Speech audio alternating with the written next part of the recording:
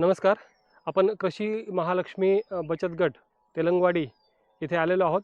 ह्या बचत गटाच्या माध्यमातून शेतकरी गटासाठी आपण कापसाचा क्लोजर स्पेसिंग CS लागवडीचा प्लॉट आपण दिलेला आहे.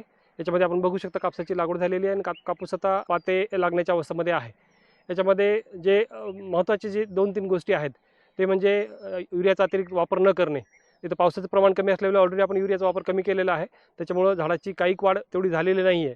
परंतु पाऊस जर व्यवस्थित झाला आणि दिलेलं खत लागू झाला किंवा जमिनीचा बेवड जर चांगला असेल तर कापसाची वाढ मोठ्या प्रमाणात होते.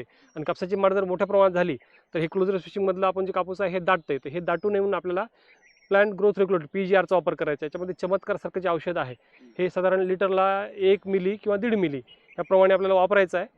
आणि साधारण 250 मिली जे औषध आहे ते एका याच्यामध्ये पडलं पाहिजे. 200 लिटर पाण्यामध्ये मिसळून आपल्याला फवारायचं आहे. पंपाचं जर प्रमाण म्हणलं तर 1.5 मिली आणि जर पूर्ण एकरच गणित लावायचं असेल तर 200 लिटर पाणी आणि 250 मिली औषध हे पडलं पाहिजे. त्याच्यामुळे काय होणार आहे की हे कांड्यामधलं जे अंतर आहे 2 पेरामधलं अंतर हे कमी होईल.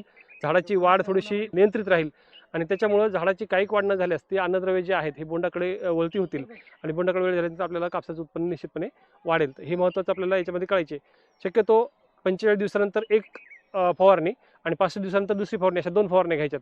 इथूनपुढे जर काही वाढ झाली तर आपल्याला त्याचा शेंडा खोडायचा आहे. परंतु ह्या वर्षी पाऊस कमी असल्यामुळे तशी वाढ होणार नाही आणि शेंडा खोडायची गरज पडणार नाही.